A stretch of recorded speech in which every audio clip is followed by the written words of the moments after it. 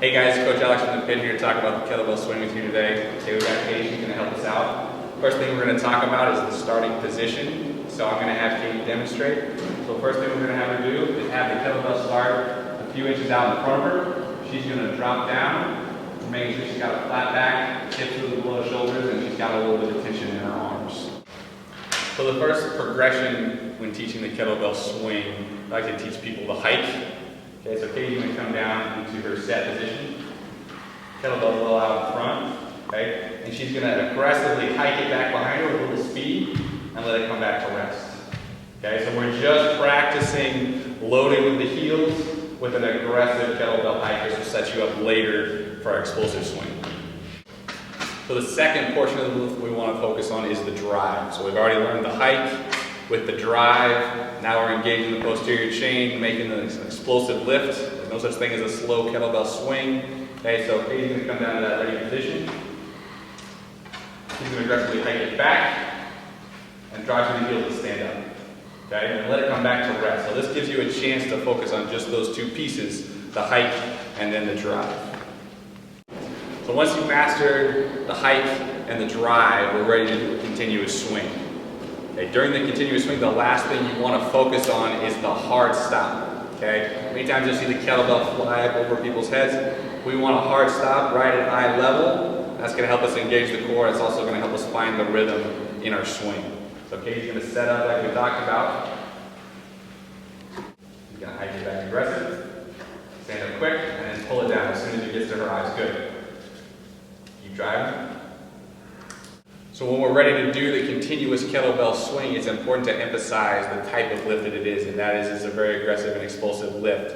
So once Katie gets going, she can't pause up here, and she can't pause back here. Okay, in order to do a kettlebell swing properly, you need to be 100% effort, both in the hike and in the drive, while you're doing it each rep. Okay, so let's see Katie give us an example of 100% effort here. She's going to set up, get back. Fire up, pull it down. Good. Top speed, there you go. So there are several examples of problems with kettlebell swings. The first one being the overly squatty swing or lack of a hip hinge in the swing, which is what we're looking for. So Katie's going to give us as an example without the kettlebell, a squatty swing. So she's got her hands reached down below her knees. And you can see that her knees are driving forward a little bit past her toes. Okay, so if she was to look at more of a hinge swing, she would bring her arms up, more reach back behind her, and the knee is somewhere within the toe and heel of the foot. Notice the lack of hip drive and large kettlebell trajectory causing a lot of arm action.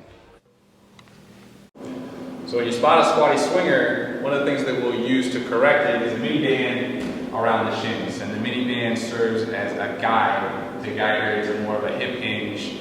If she squats, it's not going to end very well. Okay, she'll find this one out in a hurry. So go ahead, let's get 5 reps. As you can see, she cannot squat and miss the band. Good, go ahead first. So another common mistake you'll see in the kettlebell swing is a lack of hip extension. So we're trying to use the posterior chain in this lift, and a lot of times people will be seen shortly. So Katie's going to give us an example of a swing lacking hip extension. So as you can see, she doesn't get her hips fully through. She's not using all of her power, and a lot of the strain is probably going into her low back. Okay, so when you see someone shorting a kettlebell swing, a lack of hip extension, there's a couple things we can do to fix it. Okay, so the first cue that I'll give Katie is to press her belt buckle towards the kettlebell. Press the kettlebell out the door. Okay, so go ahead, 65 swing, make sure you finish with your hips. Press the belt forward. So another cue that can fix a shorted kettlebell swing is a little bit more tactile. And you want to be careful what population you use this with, but this one can work pretty well. So what I'm going to have Katie do is I'm going to give her a couple reps to get going. She's going to start her swing here. And then I'm going to have her direct force into my hand with the kettlebell. Okay, so I want you to smack my hand. More force, there you go. So now she has to finish the kettlebell swing. When we're doing the kettlebell swing, we want force directed upwards. So this is a good cue to give for the exercise regardless.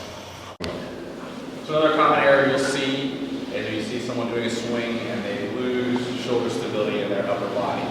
So just so you have an idea what we're talking about, Katie does a couple reps here. As you can see, she loses that upper back integrity every time she swings. Okay?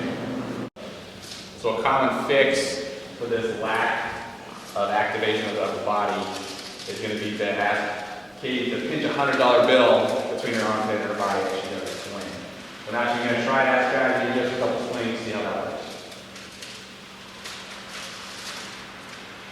So you can see she's much more engaged in the upper back. Her arms are much more close to the body. We have a much tighter arc with the kettlebell.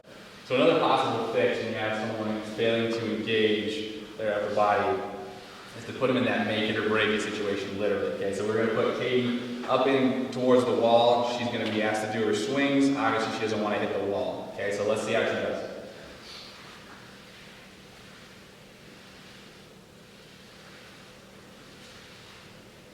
So again, as you can see, good activation, scalp retraction, good looking swing.